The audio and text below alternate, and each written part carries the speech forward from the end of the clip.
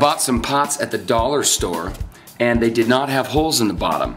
So I scientifically used a drill to place some holes in the bottom of these pots.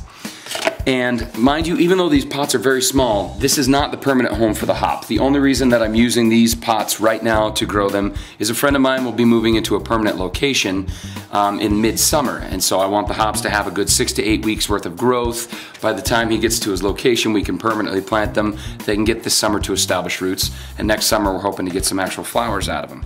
So yeah, this is temporary. However, this will still illustrate very well on how to properly plant a hops rhizome. We're just going to take some good old generic topsoil, some good old generic potting soil, and fill this pot about 2/3 of the way full to 3/4 of the way full. There we go. So it's got about an inch and a half there. When planting your rhizome, make sure that the little tiny sprouts, those sprouts, make sure they're facing upwards. Here's another one on the edge of this one. Make sure they're facing upwards. Those are future bines. Those are not roots. Those are actual sprouts of bines. And if your rhizome, for instance, has a lot of these little sprouts and you don't know which way is up, just go ahead and plant that sideways. That way the sprouts can go up.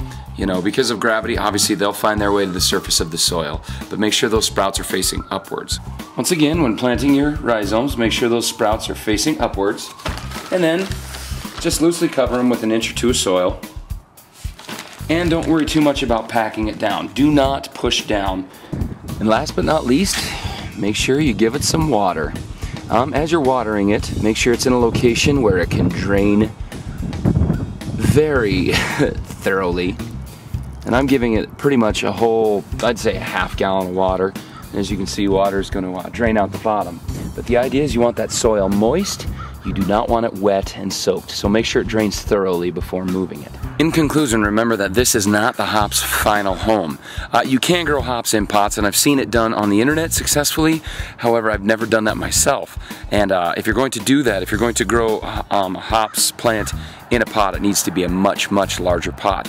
So this is just a temporary home for these hops. I'm hoping in another 6 to 8 weeks they'll have some growth on them, there'll be some biomass, some root structure, and I'll be able to transplant them at a friend's location, and then that way the following summer they'll be established and they'll be able to be really healthy and productive.